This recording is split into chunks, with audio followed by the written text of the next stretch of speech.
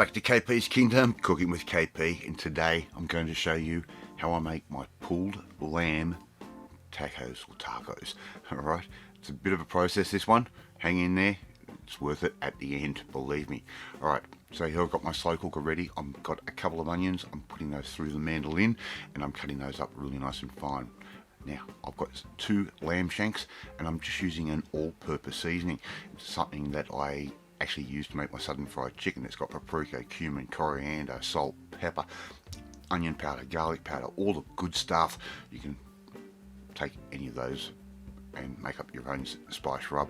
Just try and make it as Cajun-y as you possibly can. Make sure it's got some paprika in there as well. Alright, give your little lamb shanks a good rub. Get our pan nice and hot, a little bit of oil in the bottom there, and simply what we're going to do now is brown these off. Right, we're going to par cook them just to start with, and as you can see, the butcher has already given us a bit of a head start. They've cut the tendon that runs through there. I'm just going to get these nice and brown, flip them over. You can see those spices have all gone nice and dark and charred, and that's going to give us a really nice base flavour. Alright, make sure you get all sides of these seared up just nicely, just like I'm doing right there. Okay, make sure you get all sides on all of them. Once they're browned up, we can put those straight into our slow cooker or crock pot, whatever you want to call your machine. Now we can get rid of all that hot plate. We've got to put a little bit more seasoning in over the top because some of it did stick to the pan, of course. We're going to add a little bit of stock. You can use a chicken stock or a beef stock. This is actually a combination of both. Just put that in just to cover the onions and stop those from burning. Right, now all we're going to do now, put the lid on, we're going to turn it on, and we're going to walk away. Every now and then we're going to come back and we're going to check it and make sure it's okay. Now if you think it needs a little bit more liquid, add a little bit more liquid, a little bit more stock. Don't go plain water, go a little bit of stock, just get that extra flavour in there. Right, I'm going to cook these off for about 4 to 4.5 hours, these particular little bad boys. And when they're done, what we need to do now, remove the lid, grab our meat and take it out and put that into a bowl. The meat is already starting to fall off the bone. It is that tender. It's absolutely beautiful, and lamb shanks are a great inexpensive cut, believe me. I love lamb, but lamb can be expensive. Let's make a sauce. Alright, I'm going to make up a very abbreviated version of a tzatziki. So with the tzatziki we need cucumber, so I'm just going to grate the cucumber into a bowl. I'm going to add some Parmesan cheese, around about 3/4 cup worth of Parmesan cheese. That's going to give it a real nice cheesy flavour. I'm going to add in some sour cream, just like I'm doing right there, and there's really only one more component required, and that's a little bit of mayonnaise. Use mayonnaise of your choice. The more vinegary or the more sour, the better. It cuts through the sour cream. Just make sure you mix all of that together really nicely. The cucumber is a nice calming effect.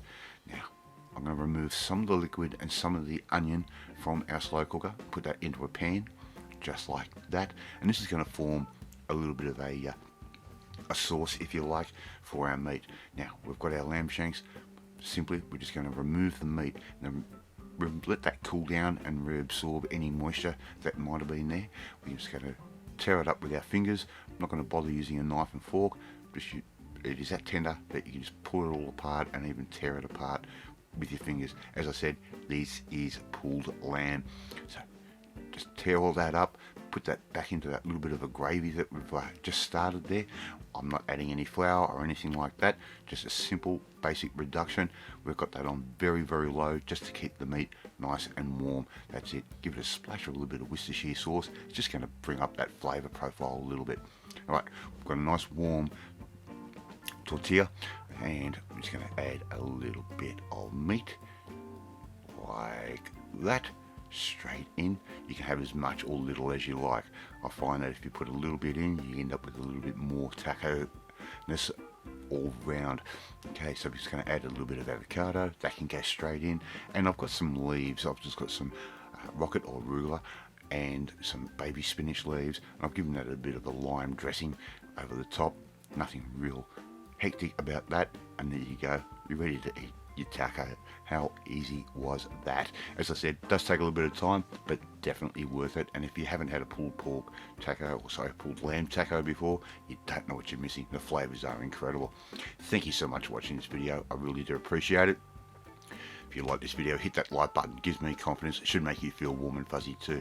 Please share this video with all your friends on all platforms of social media. Get the word out there. KP's Kingdom, we do things a little bit different every now and then. Don't forget to hit that notification bell. You'll be notified every time a new video goes up. But more importantly, you want to learn unique ideas like this. And it's perfect for a cooler summer day. Absolutely perfect for winter. And the family will just absolutely love it. Well, you need to come and join the family, my family. Hit that subscribe button and you'll never miss another one of my videos again. Off to eat my pulled lamb tacos, and I will catch you next time.